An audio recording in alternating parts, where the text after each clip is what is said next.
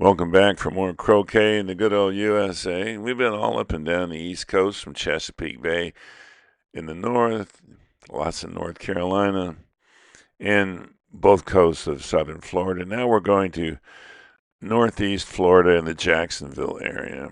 You can see Daytona Beach, TPC at Sawgrass, and the Ponte Vedra Croquet Club. It was a mosquito control facility, hence the address, Mosquito Control Road. It looked like this before John Carrington bought it and turned it into a fabulous 7-court facility that opened in 2013. It's a truly lovely venue with all the amenities, plenty of parking, and fabulous open-air viewing from the main building. This is the south side, which has 3 full-size courts and 1 practice court that's a little smaller, and then there are 3 more full-size courts on the north side of the facility. John Carrington is a charter member of the USCA and was inducted into the Croquet Foundation Hall of Fame in 2006 for all of his contributions to the development of croquet throughout Florida.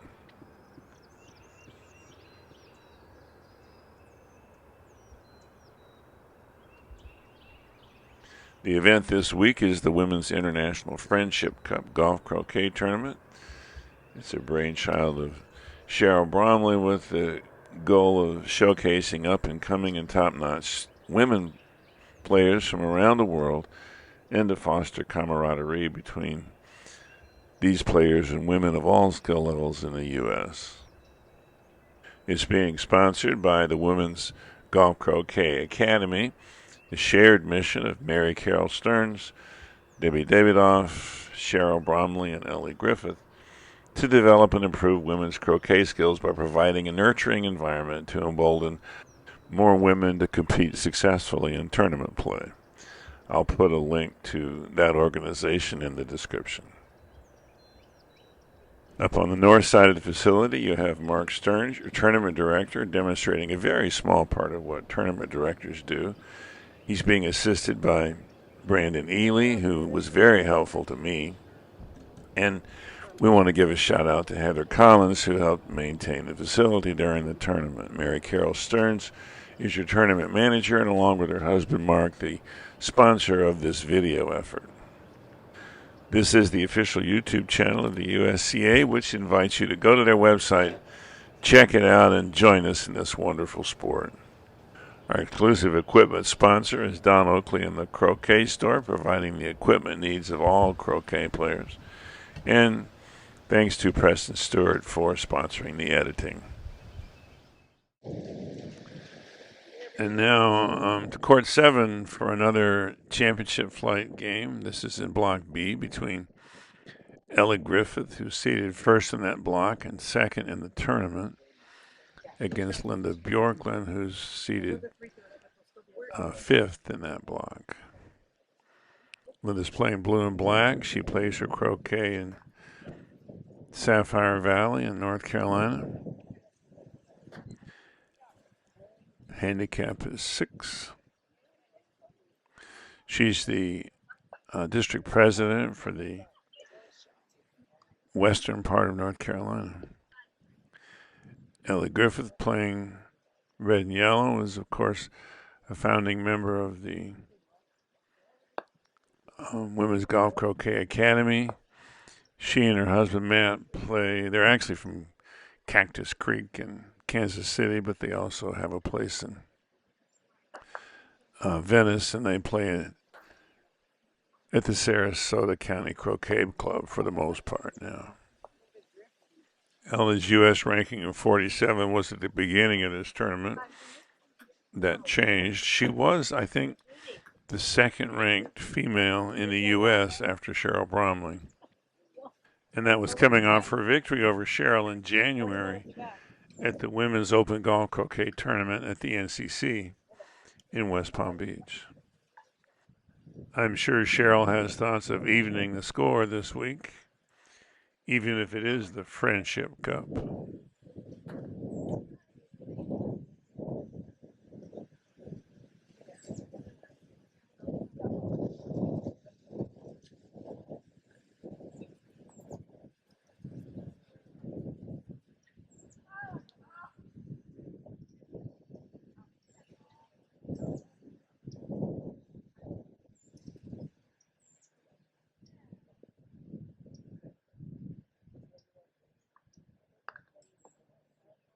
Lynda holds serve with a perfect setup with blue on her first shot.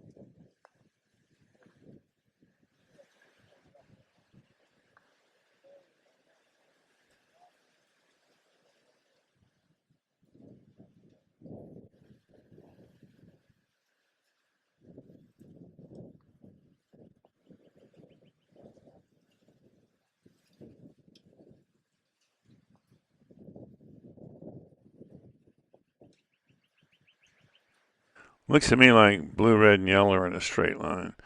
I don't think she can get yellow between blue and red. But she seems to be trying for the block. If all she's doing is setting up, then she might have considered putting it back by the boundary so that black couldn't get a meaningful clearance on yellow. That, of course, requires that you be confident in your 6 or 7 yard hoop shots. And there, Lynda is clearly disappointed she didn't hit red quarter ball on the left rather than on the right.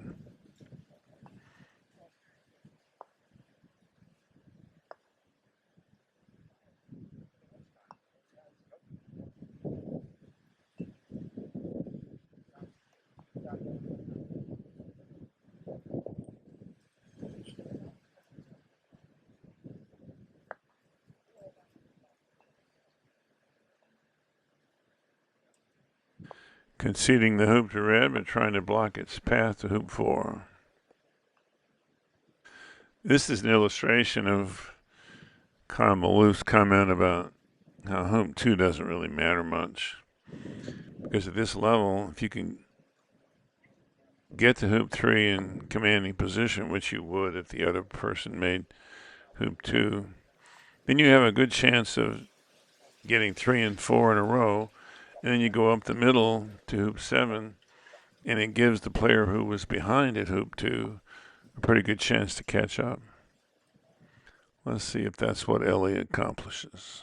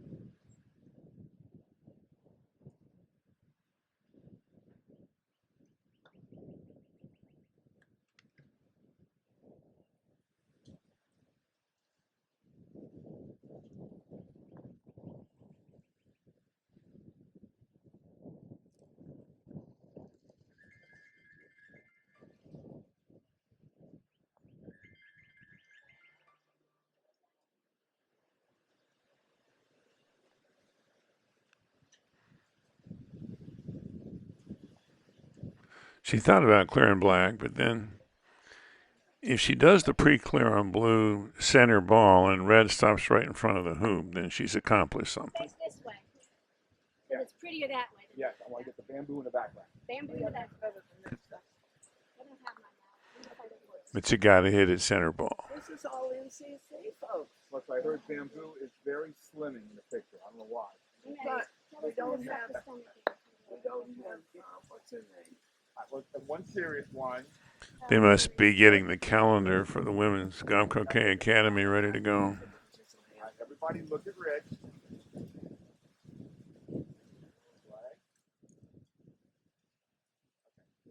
Everyone take care.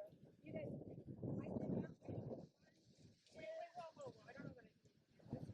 One, two, three, we're ready. Ready? 1, 2, 3. Good. Nice. And with my giant. All right. Watch that baby. So don't blame me. I'm just setting the frog. Whatever you post, you post. We don't have, what's her name, Cheryl Bromley. Oh yeah, we have Cheryl. Cheryl NCC? Are you all finished for today? No, I have a 2:30 game here. She's still playing.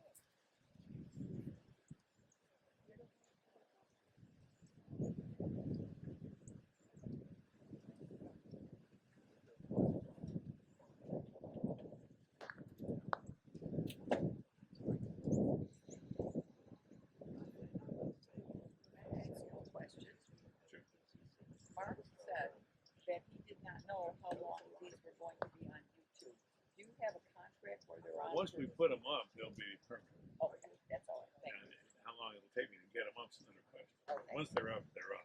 Okay, so how do I find them? Do I just look up? Just get on YouTube and type in R. Dilley USCA Croquet, Okay, and then subscribe, I will. and you'll get notified. You just type in R. Dilley Croquet, you'll get it. Okay, thank you. I guess I'm gonna put it's somebody I don't know.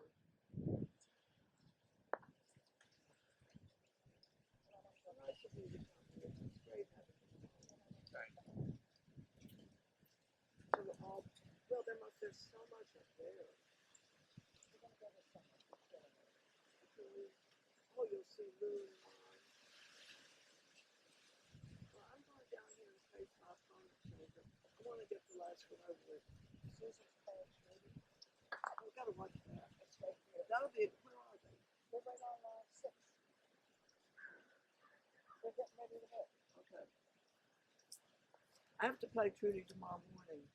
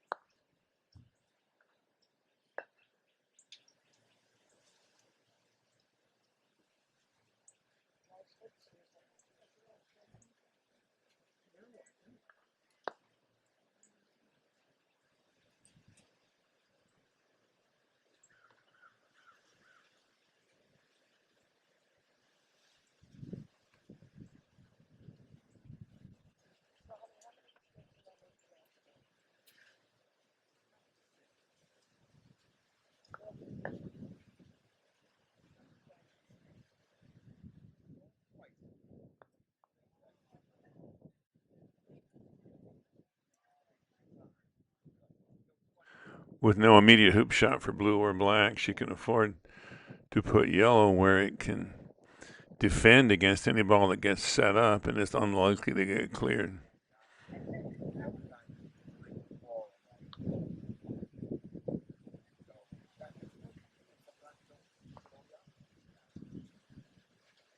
Nice, promoting black to wired position from red with a hoop shot now. Red came through just a little too far.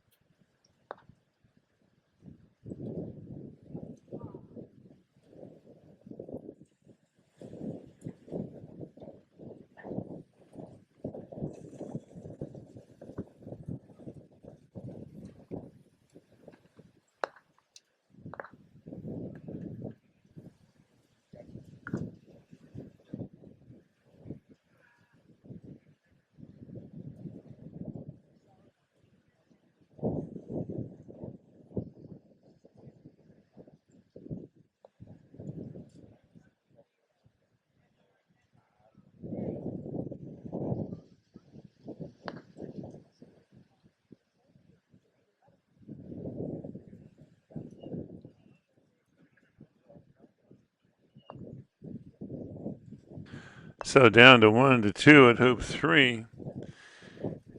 Ellie made 2 in a row to start the comeback, but Lynda has kept it going and still leads by 1 hoop after 7.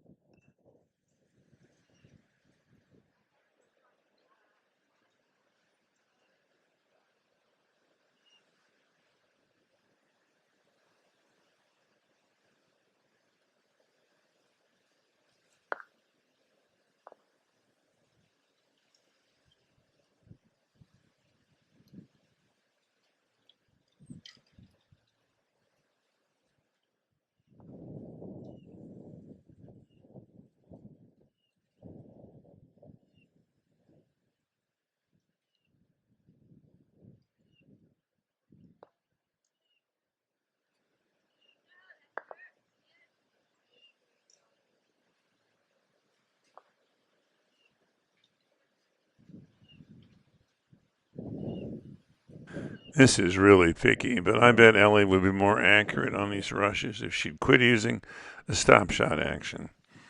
Stop letting her upper body drop at impact like she does. Use a nice smooth stroke with follow through and hit it center ball. You hit it center ball, that striker ball is going to stop in its tracks.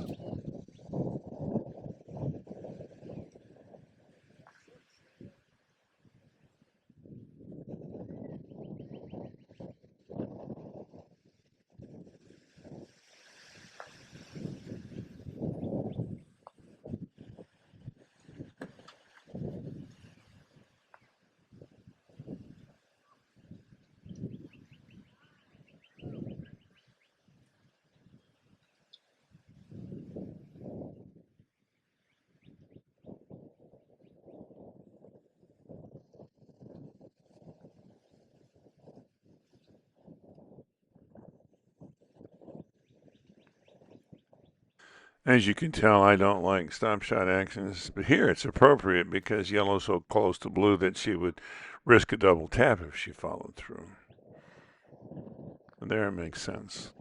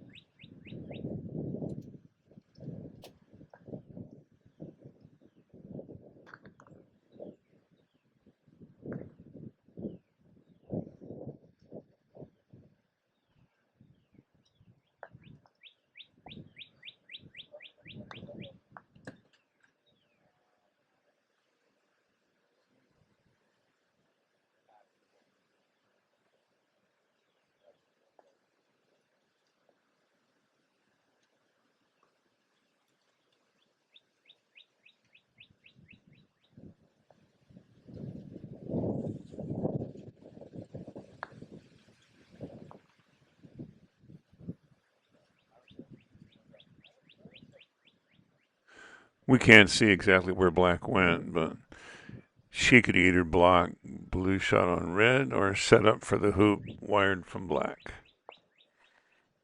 Looks like it's wired.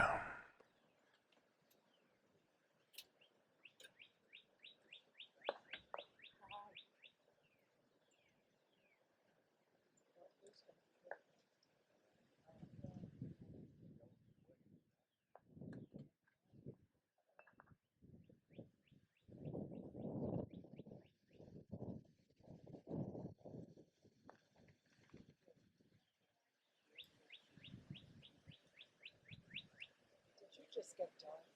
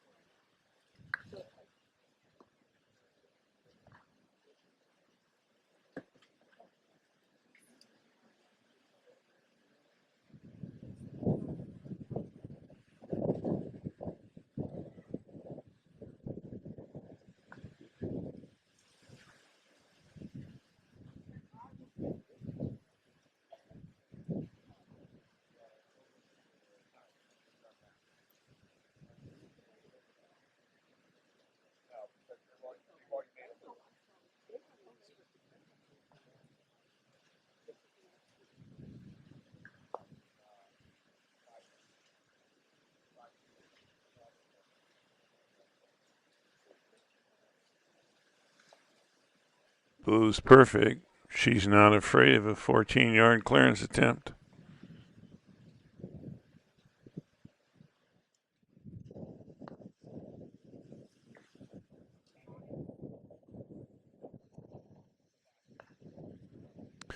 And since Blue is in such good shape, this is a good idea.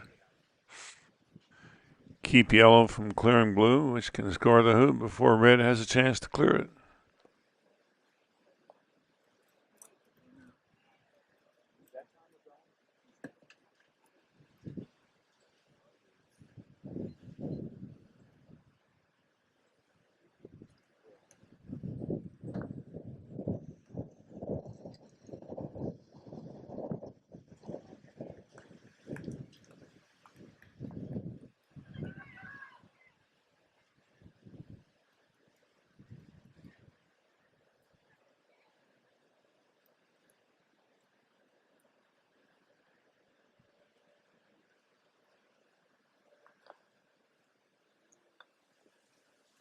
And now the downside of using black to block yellow in hoop 8. If you don't make the hoop with blue, then red and yellow are back in control.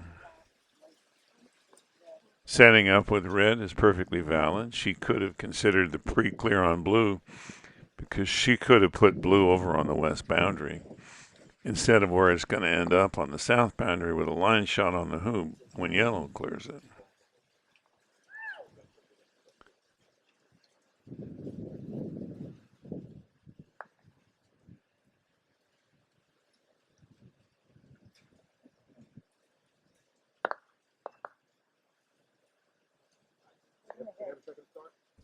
Ellie's ushering in the second flight game between Lynn Dudgeon and Diane Rose. We'll keep track of that one and then follow it after the championship flight game is over.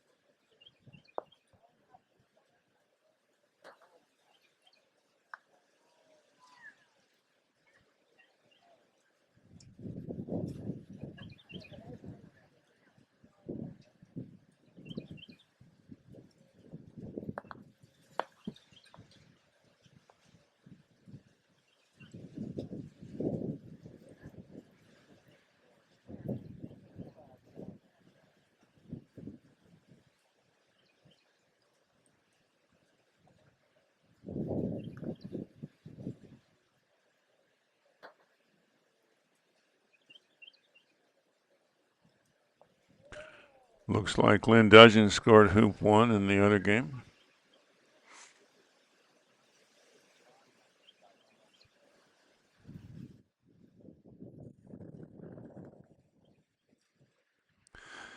These stun shot clearances need to be spot on, and I wonder if the sniper's mantra about aim small, miss small would help. They need to be looking at a specific spot on that target ball they want to hit.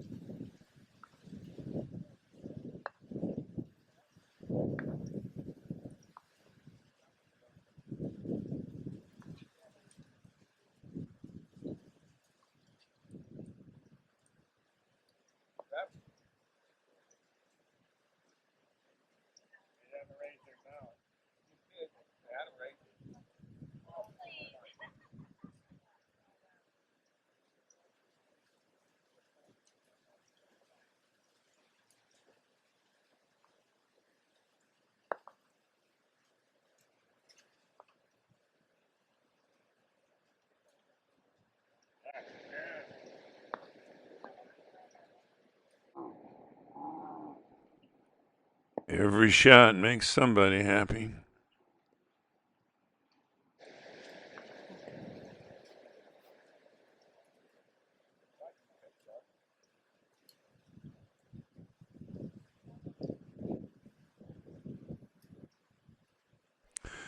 That clip goes on the side, of course.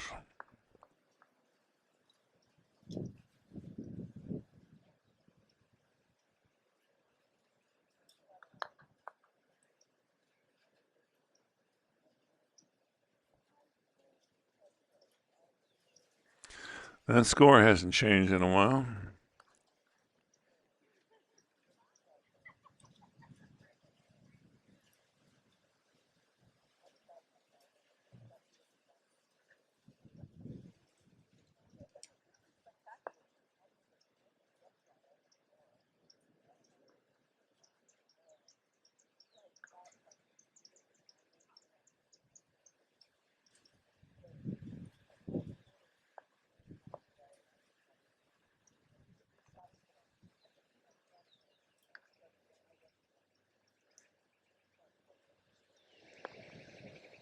So, is it going to rain? It's possible. I can check the radar for you real quick.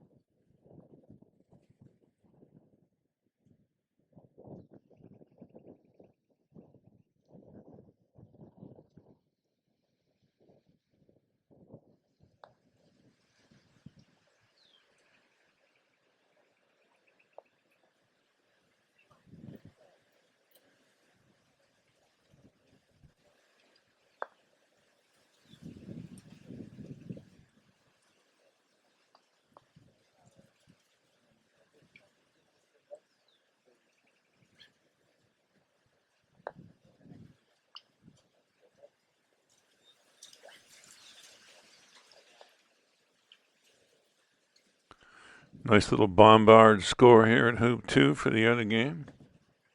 I called that very unusual last time I saw it, but that was one game ago, so must not be that unusual. This is probably for all the marbles, or at least to live another turn. Almost. There's some good shooting in this game.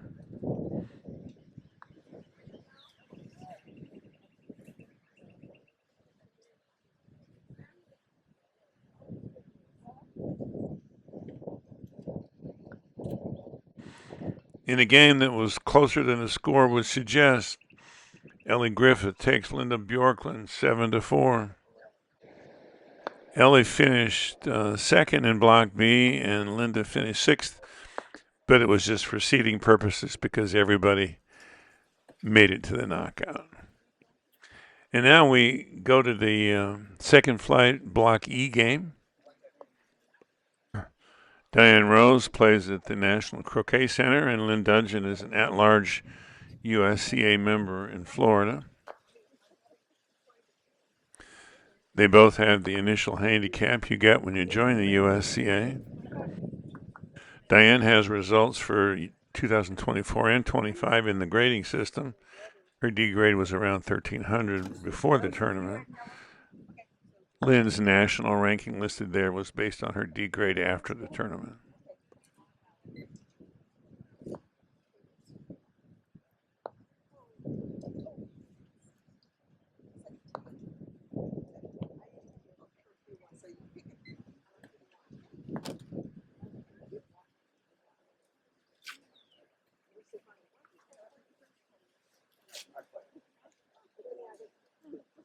How'd that game go?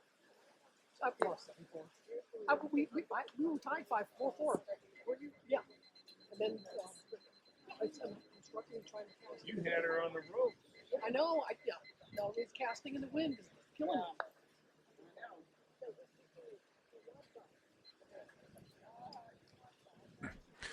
Brown plays next, but doesn't have a hoop shot. She could consider setting up with pink, lay safe for a 3-foot hoop shot, or even put it in close next to white, because it looks like brown may be blocked by green from affecting those balls in front of the hoop.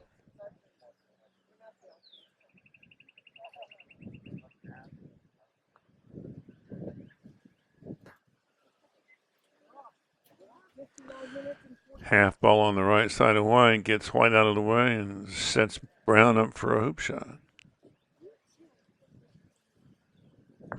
Aim small, miss small would help everybody.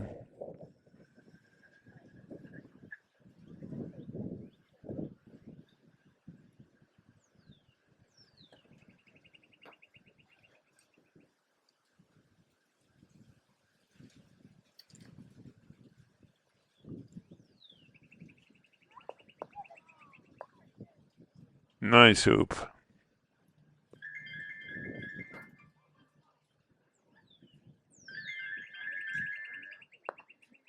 Anthony, I talked to TIAA and they went through the whole thing, and their legal department says we have to get the court to issue a release. Wow, you can shank and croquet too. So, well, they want the court to say that. They don't have any evidence of that. So, we should have done it when we settled, but I didn't push it and we didn't get it done. So, I don't know if it's quicker for you to do it or for me to do it. I know you're busy as a one-armed paper hanger, but I got to get this done, or AJ's going to.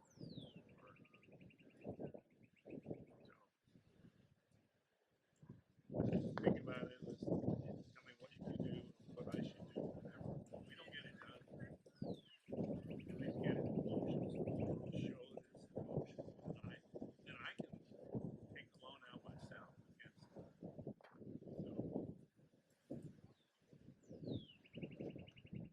Okay. All right.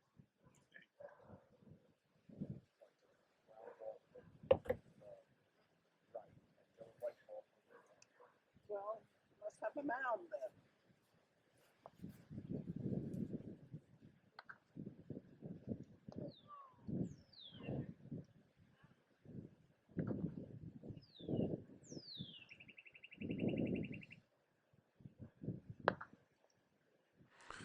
That's a beautiful recovery from that previous stroke. She didn't let it bother her at all.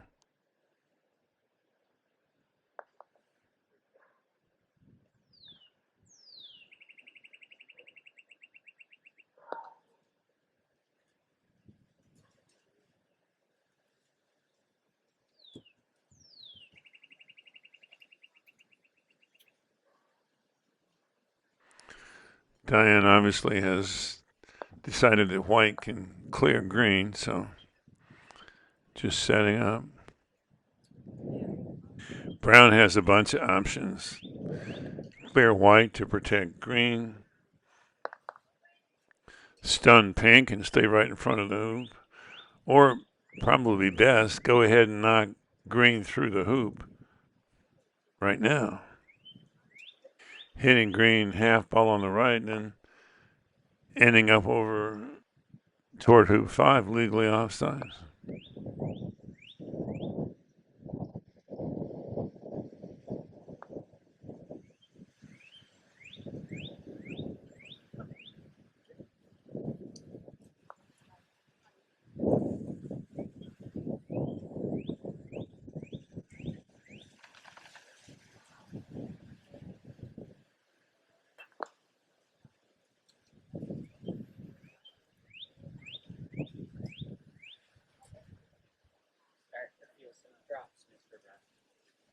Starting to feel some drops from up top. Is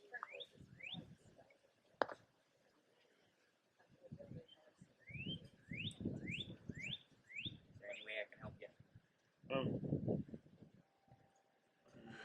In second flight, blocks were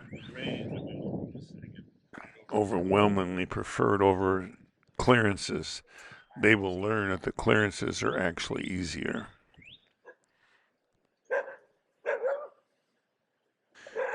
Videoing from this porch on courts 6 and 7 was a videographer's dream, except for the Hound of the Baskervilles next door.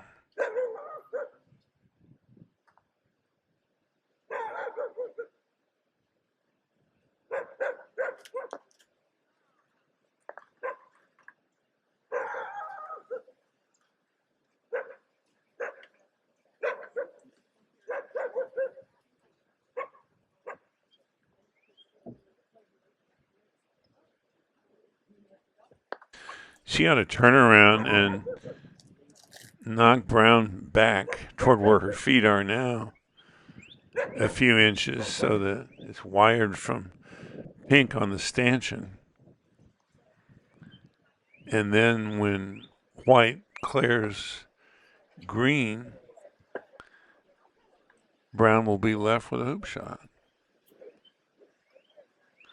Looks like she passed. Great double clearance opportunity here. And technically, Lynn should get out of the way.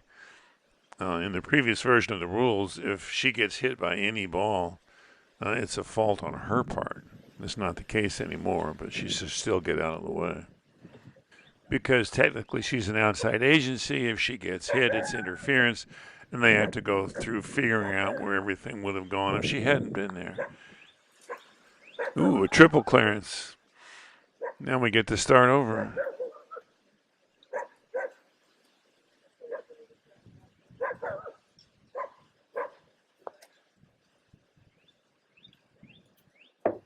Ref. Ref.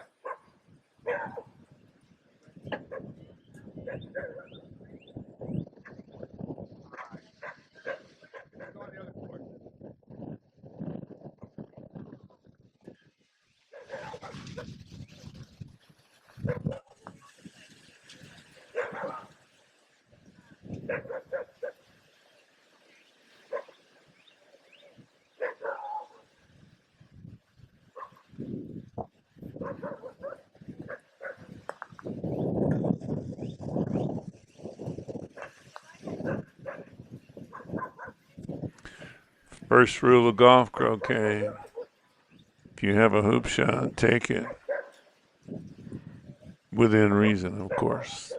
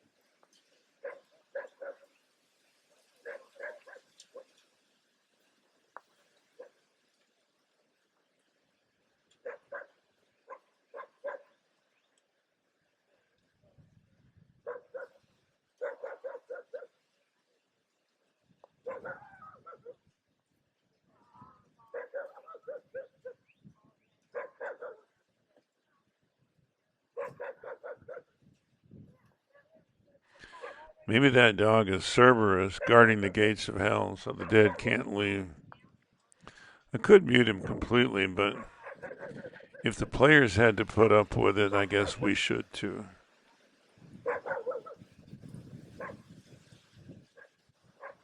Nah, I can't take it anymore.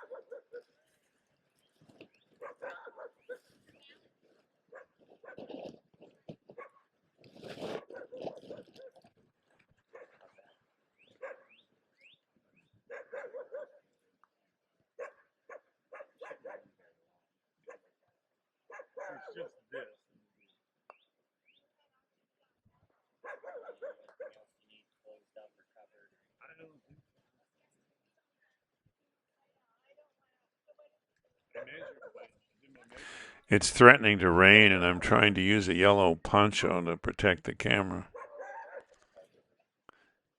It never really got serious, fortunately.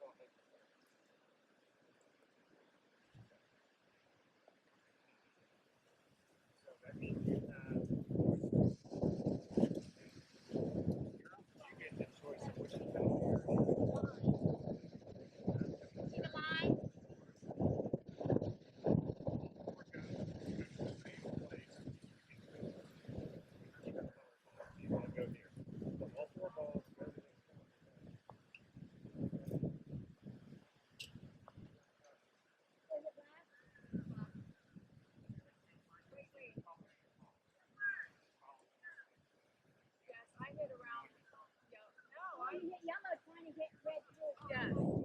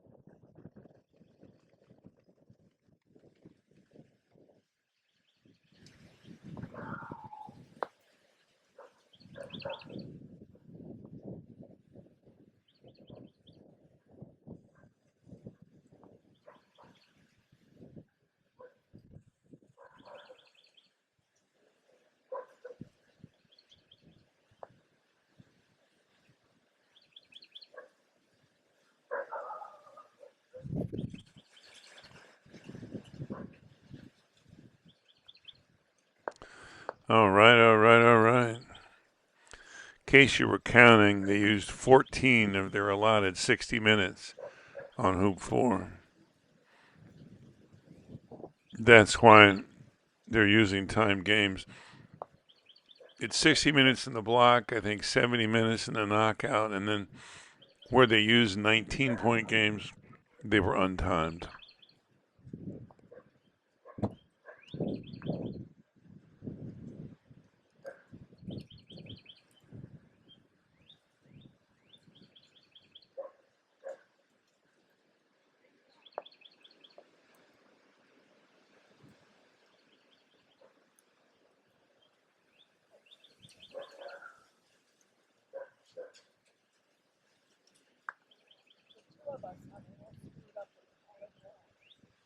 They're horrible. The breath goes through the air. Look, I'm colorblind. Those two, I can't tell which color is which. I just want to say you're hitting the wrong ball, and I have no idea.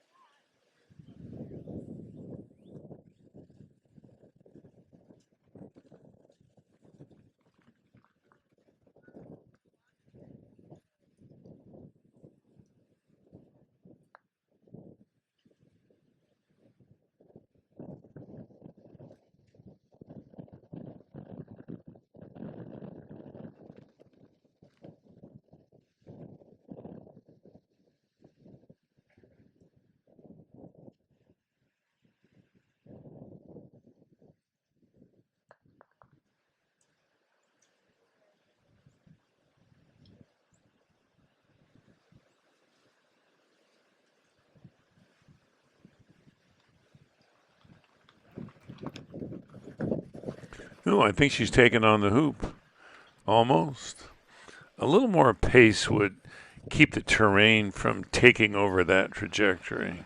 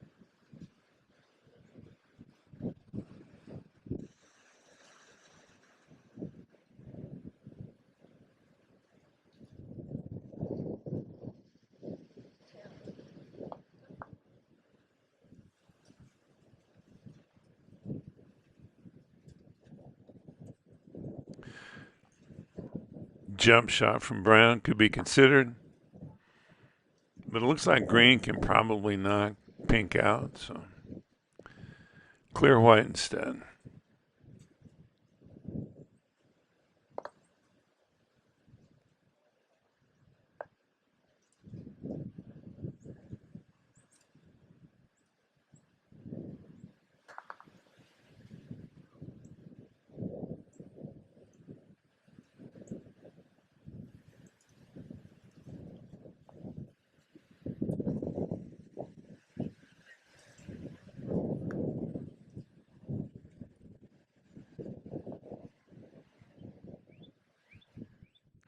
Looks to me like green can see a sliver of pink, should be able to knock it out, or at least cuddle right up to it so that if pink decides to make the hoop, it risks a double tap and at least sends green down toward hoop 6.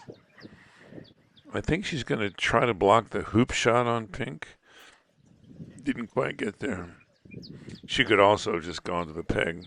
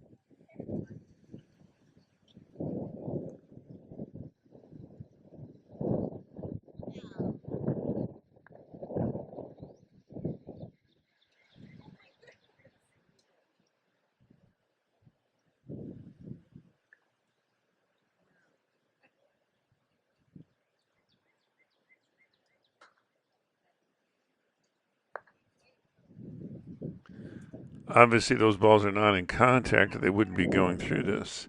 They are so close together that with a direct stroke, a double tap is almost inevitable.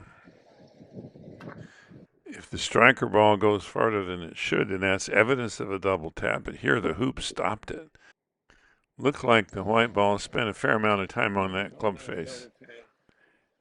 What do you think?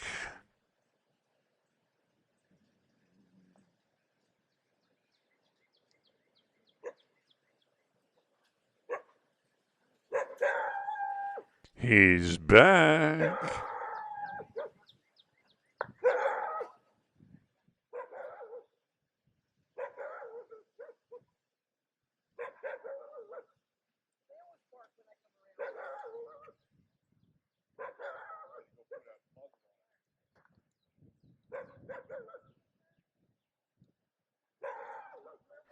It's pink to play. And had they noticed, they would have just put white back, no hoop was scored, and pink would play.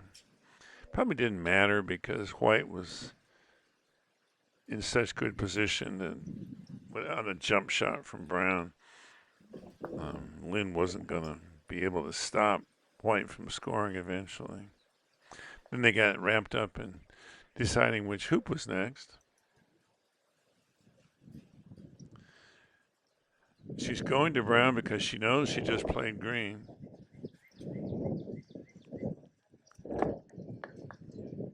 And then somebody tells her it's the wrong ball. And by playing the second wrong ball, she condones the first one. And the train's back on the tracks with Diane ahead 4-2. I can remember doing this dozens of times when I was starting out. In American rules, it was usually going for the wrong hoop. It took me a long time to stop doing that.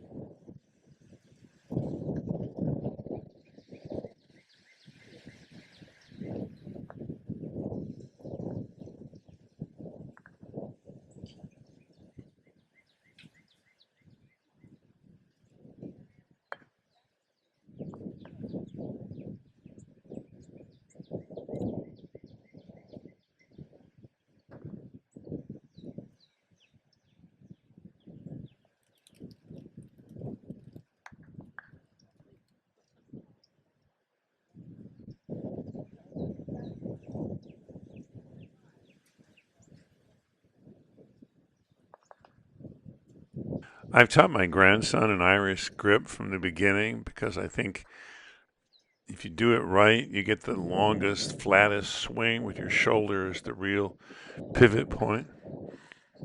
But to do that, you have to stand up and let your arms just hang down at the side and put some wrist action into it. A lot of people use the Irish grip the way Diane is doing it, but you really don't take advantage of the physiology of the grip when you bend over like that. I'm sure there are some women, especially Egyptians, who do what I'm talking about, but if you want to see what it should look like, look at Matthew when he does Irish, Sharif when he does Irish, or of course Robert Fulford.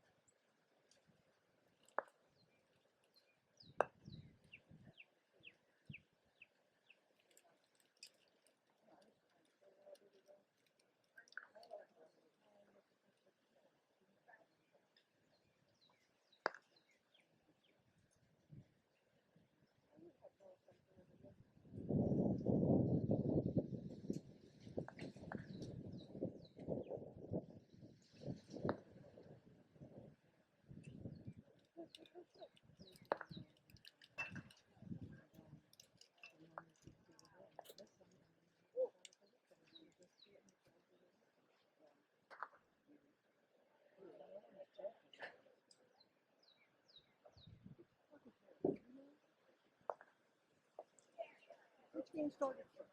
Your game was everything. 11 minutes. Like the purple one, I think. 11 minutes.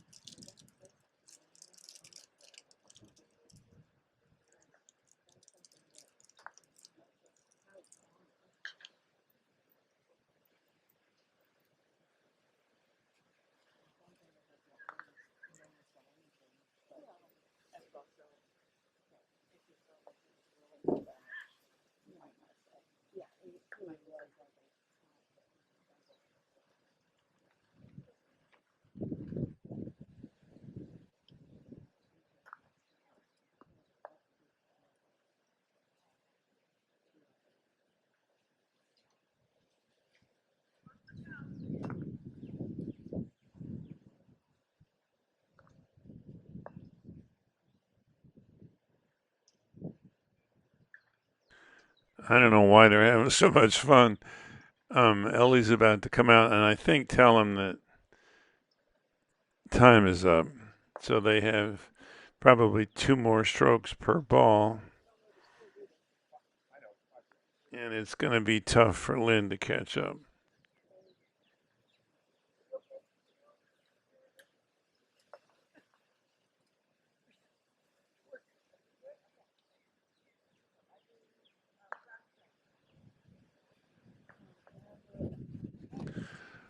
That assumption on my part turned out to be incorrect. They actually don't get into last turns until hoop 10. It's still fun to speculate, though. Let's say time had run out and they only have 2 strokes per turn now. Is there any way for Lynn Dudgeon to win? So this would have been first ball in the last turn. It has to be set up for a hoop shot at 9 at the end of this stroke. Maybe.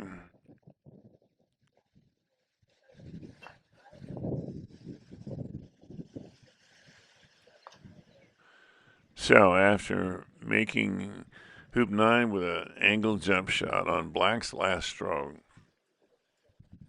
she would then have to make hoop 10 from there with green. That would tie it up, then it would be sudden death. But it's all speculative because they're not in last turns yet. Why some grass grow that work?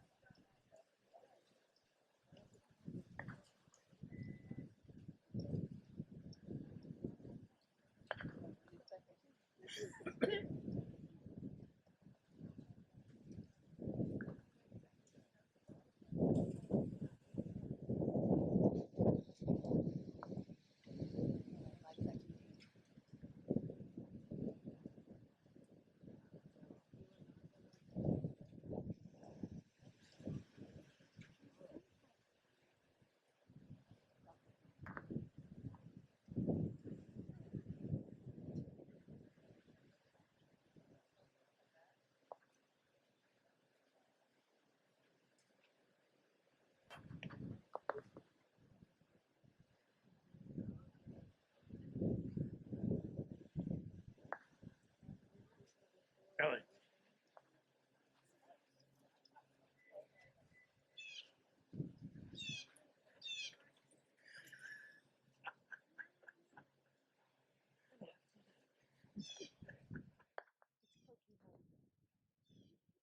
And we still have a game. I just put it in my private collection.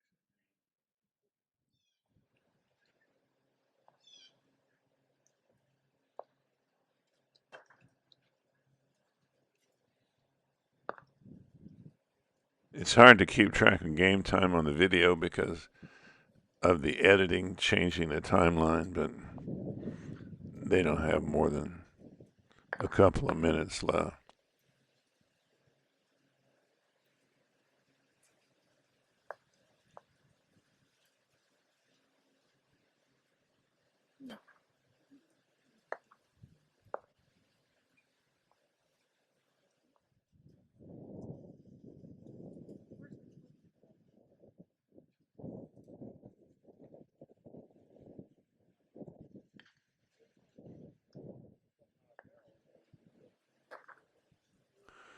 This is a hell of a shot from that hampered position. Pink and white are in good position to deal with it, however. Some folks would have turned around and used pink to clear brown back to the south boundary and then let white take care of green. I think she was trying to set up so that pink had a hoop shot after white cleared green, but the terrain took over.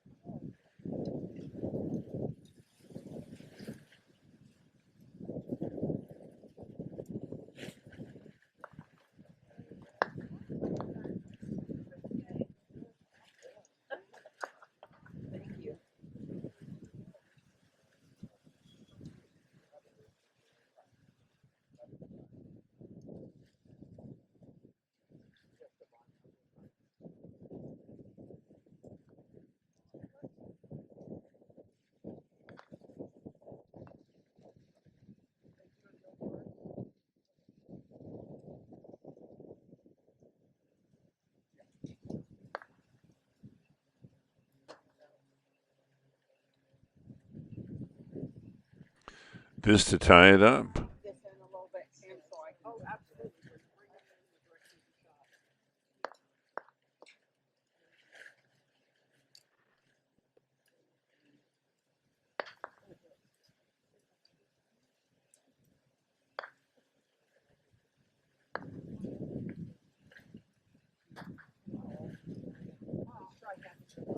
Hold on one second. I got time.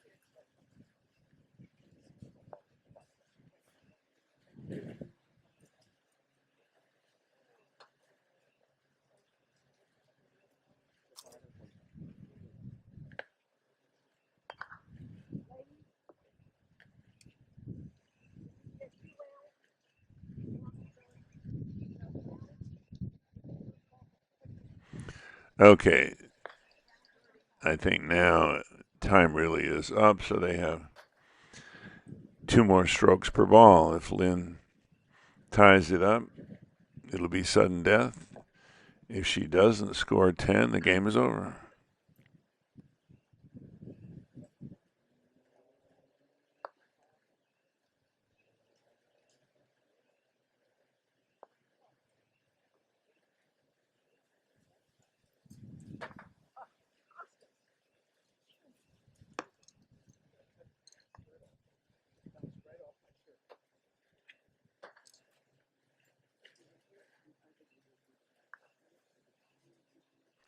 So theoretically, Brown is first and last turns. Then after Pink has played its second shot, they're done. Yeah, she could pull out and she saw the ball.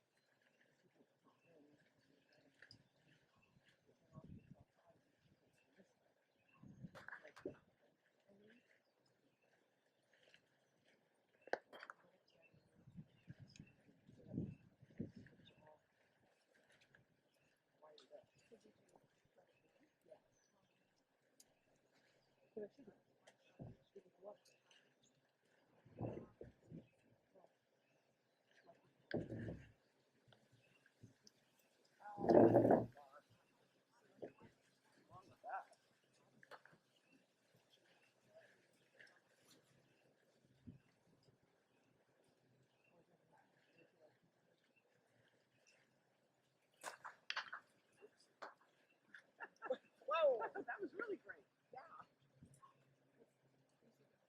Sounded like a good shot, though.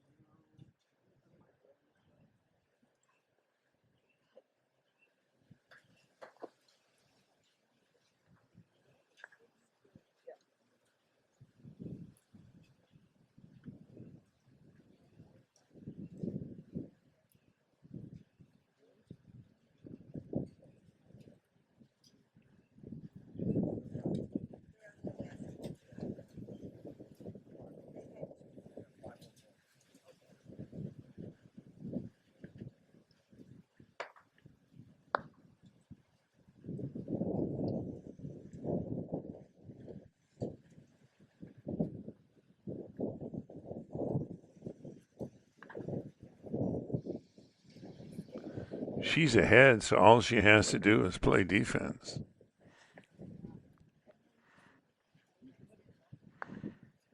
I like it. She was going for the hoop.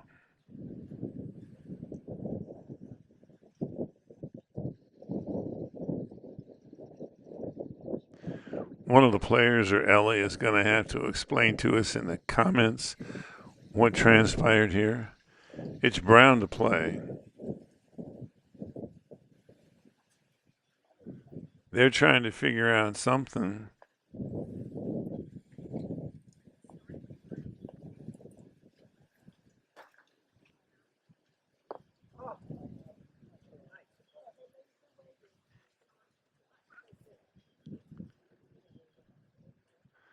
Ellie's out to help.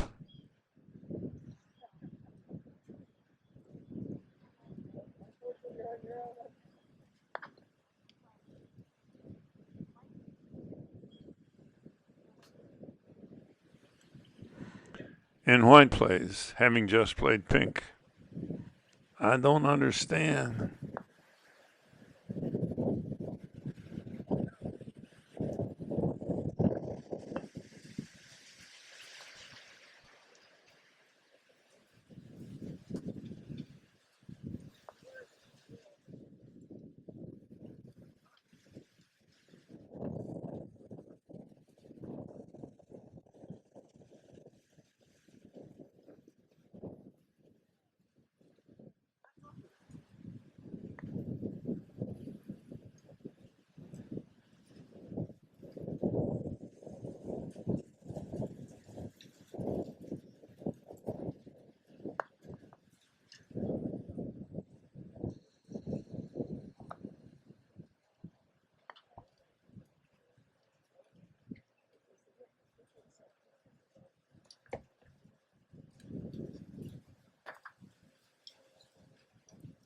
Okay, so at least I was right about pink being last ball in last turns. Diane Rose over Lynn Dudgeon, 5-4. So give us a like, subscribe, hit the notification bell. We are finally finished with day 1 of 4 days. Thanks again to the Stearns for sponsoring the video work, the Women's Golf Croquet Academy for their sponsorship of the tournament. It's the USCA that brings you this YouTube channel and supervises this wonderful sport nationwide. They invite you to check it out on the website and join up. And thanks as always to Don Oakley and the Croquet Store for sponsoring the channel and providing all the equipment anybody needs to play croquet at any level.